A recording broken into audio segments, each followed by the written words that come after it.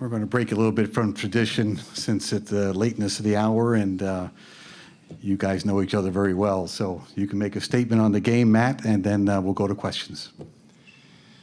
Obviously it's hard to talk at the end of the year because it's just been a pretty emotional, time for our team. And, as I reflect on the year and really this game, I thought, it's just hard to say goodbye to players like Max and Tavon.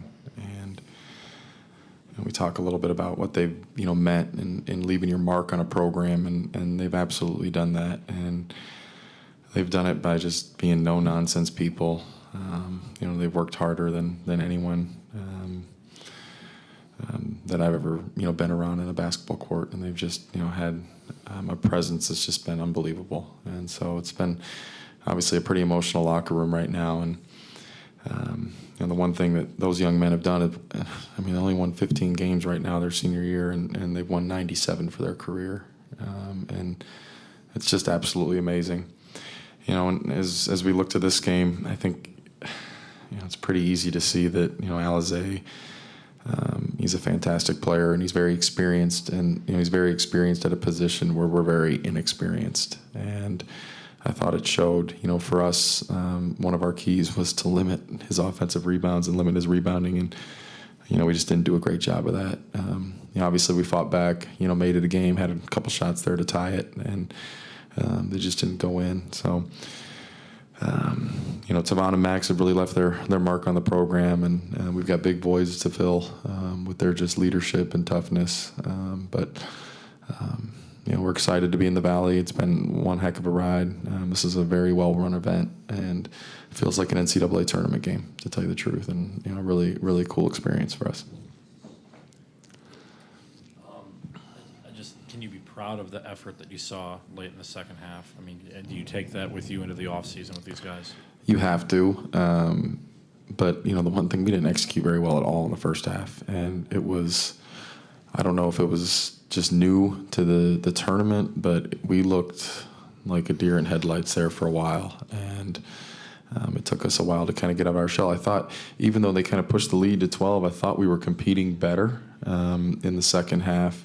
But for us, we've got to give, a full 40-minute effort. And we've been doing that really well lately. And for some reason, our execution just wasn't great in the first half. What did you see on the Malik foul early in the second half? And I guess kind of what explanation did you get from that play?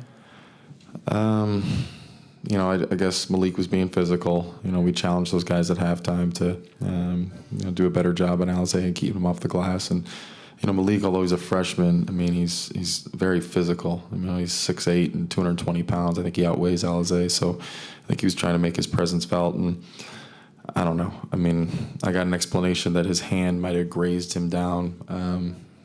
We can't do anything about that. Tavon had 22 points in the second half. Mm-hmm. We've seen him do things like that before, but just, I guess, how special was it to watch him put the team on his back there? Yeah, he's a competitor, and he didn't want to go out tonight. There's no doubt about it. And, we're a shot away from, probably winning that game, and it just didn't happen. So very proud of him, though. He is again, like I said, he's left his mark on the program. And I told it, at senior night, but, those guys are always welcome in my house. They're better people than they are players. And, Tavon was a warrior tonight. Early in the week that you'd had conversations about other things. The CBI has taken sub-500 teams. What does this hit? You guys are... We'll evaluate that. I'm not sure yet. And I guess what was the overall message to the team in the locker room after the game? If you want to win games like this, you just got to execute for 40 minutes. And we didn't really touch on that. I don't think now is necessarily the time or the place. But, we did say that, for us to, we're young. Yeah, we're the youngest team in the Valley. But for us to win games like this, we've got to just be able to match toughness, be able to execute. And for the first 20 minutes, we just didn't do it. My final question, Bakari going to the line, missing 3 free throws is the kind of thing that can eat at a player for a long time. What do you say to him, or how do you talk that out with him to make sure it doesn't become a Nick Anderson type thing down the line? I don't know. Bakari's got a lot of confidence in himself, and It's something that we'll address, but I had full confidence in him going up to the line. I think it was a 6-point game at that point, and I thought, well, he'll hit all 3. It'll be a 3-point game, and then we just got to get a stop, and it just didn't happen. Thank you, Matt. Thanks, guys. Okay.